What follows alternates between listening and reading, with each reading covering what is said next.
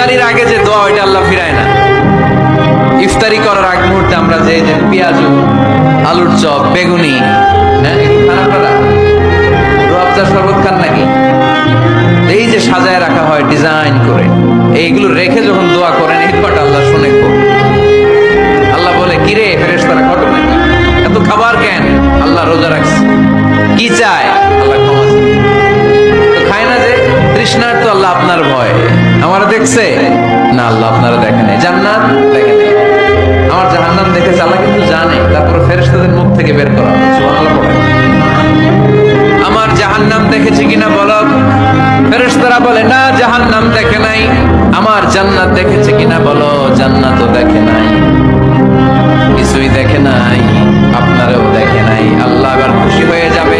আমার খুশির জন্য, আমার ভয়ে তৃষ্ণার্ত ক্ষুধার্ত সামনে খাবার হাত